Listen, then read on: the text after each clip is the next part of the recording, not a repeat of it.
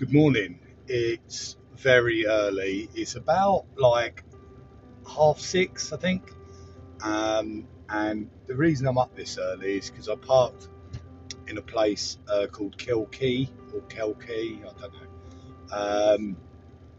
And it was like a little seaside town. I actually went out for something to eat last night, and a car alarm was going off all night in this little town, so it sort of kept me awake. So it got to a point I just thought, you know what, let's get up and drive. But there was one place that I wanted to go and see before I sort of left this area, and it's the most remote bit of street art I'm likely to ever see, and it's a mural of a cow. Um, so I found myself driving down these lanes to find this cow at like 6:30 in the morning, and I found it, and I managed to get the headlights on it, and yeah, get some sort of video of it. But I will post a photo of it as well. But the photo is not from me, and yeah, so really remote, really unusual. It's also the first time that I've actually feared for my life a little bit, because I came down the lanes. I can't tell you how dark it is. There's literally no lights at all. But I spotted this signpost for a graveyard, and I was like, no thanks. So we're going to make headway now and do a bit of driving, and we'll see what today brings.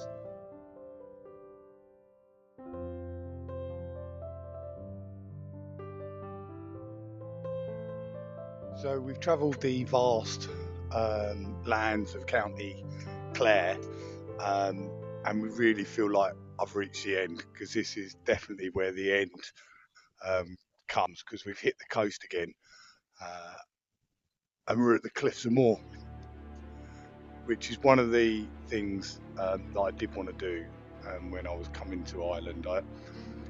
Everything's been done completely ad hoc, and I've not planned anything. And there were maybe 2 or 3 things, and this was one of them. So it's a little bit cloudy, but it's all good. We've got an hour or two here, so yeah, let's have a look around.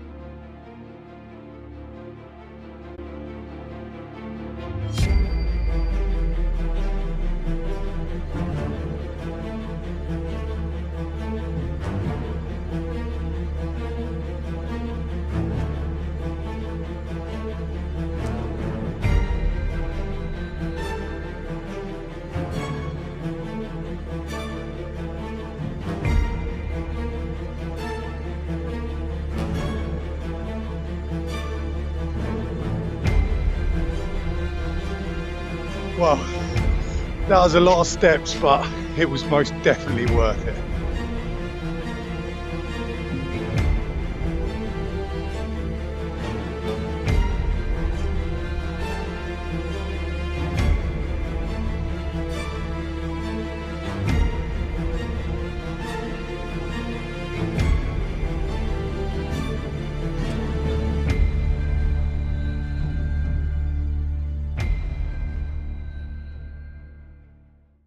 Well, the Cliffs of Moher were amazing, really, really beautiful views.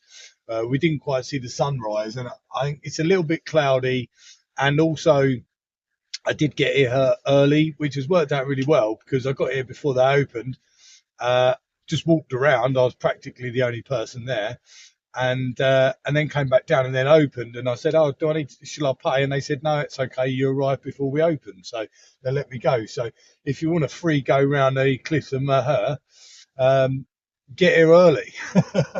But yeah, that's Cliffs now. So now we're off to find some caves.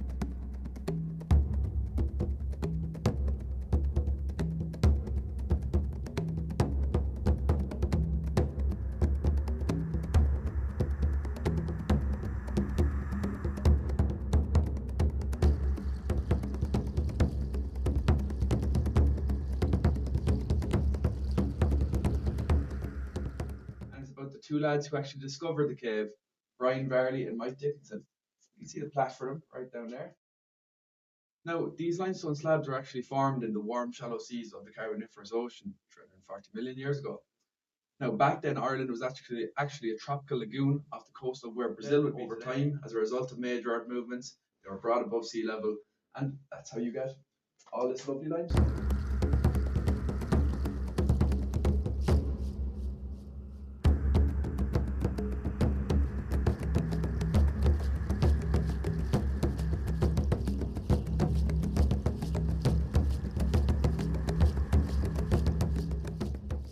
This was actually the method which was used to enlarge the cave so that we can bring visitors down here.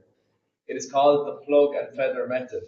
It involves drilling small little holes into the rock and then inserting a little machine called a compressor into these. Could have used explosives, it would have been much quicker, but your chance of causing damage to anything, even the tiny little straw stalactites around here, is so high. They would have called this the wide part of the cave because this was one of two places that they could actually turn around if they really wanted to. The first place was back where we put on our hard hats, and the second place is here. Now, generally when you're caving, you should be able to have a space like this to turn around every 5 meters, give or take, but from back there to here is 90 meters. So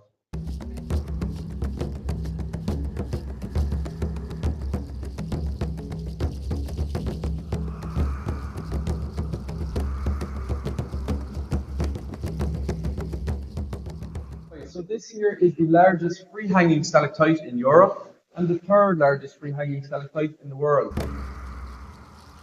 So from roof to tip, it measures in at 7.3 meters or 23 feet, and it is 500,000 years old. If you look down at the bottom of the stalactite here, and you'll see this much easier now when we go directly underneath it, but you can see that it folds of material. Now this here signifies that it is a curtain formation. And because it's a current formation, it's actually very hard to know the exact weight of this stalactite here. However, scientists have came in and they've used a formula and they actually estimate that this here weighs 10 tons.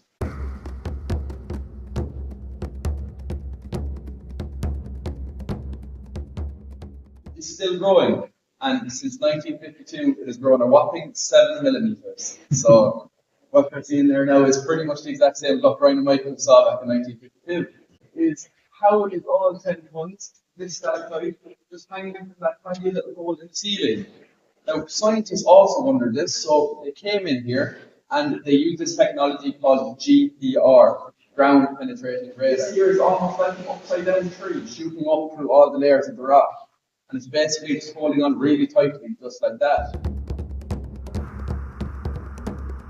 He actually came here to Doolin Cave for the 70-year anniversary, and himself and a lot of his family actually came here and done the tour. Brian himself done the tour at 90 years of age. Wow. And yeah, his only fault with the tour was that the stairs was taking all the fun out of the experience. He was actually caving well into his 80s, so he just loved it. It was just his passion.